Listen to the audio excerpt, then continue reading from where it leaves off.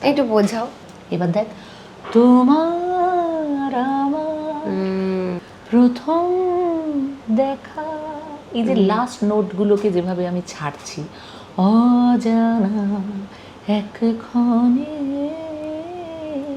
সেইভাবে আধুনিক গান যদি বলিস, যে ডেলিভারিতে আজকে আমি গানটা করি, সেইটা কিন্তু একেবারেই দেবাশিসদার হাতে করে শেখানো। পরের দিন কাগজে যখন নাম বেরোলো, আমার সব বন্ধু বান্ধবদের নাম, এইটুকু একটা রিপোর্ট, তার মধ্যে কোথাও আমার নাম নেই। চিরকালই গাঁটটা গোট্টা মোটা সোটাই ছিলাম।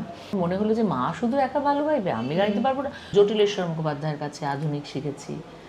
গুড গার্ল তুমি, একদম গুড গার্ল ছিলাম। এখন আর নেই।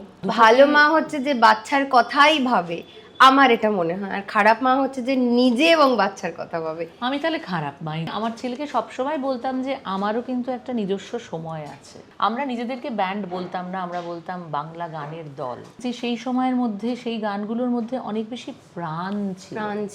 পঞ্চকবির গান, মানে যার মধ্যে রবীন্দ্রনাথের গান, তাকে আমরা একটা ক্যাটাগরিতে ফেলতে পারি। কিন্তু যেটাতে অসুবিধে হয়, লোকগানের থ্রোয়িংটাই ডিফারেন্ট, একদম ডিফারেন্ট। সেই হৃদয়ের জায়গাটাতে যদি খামতি থেকে যায়, সে গান শুধুই গাওয়া হয়।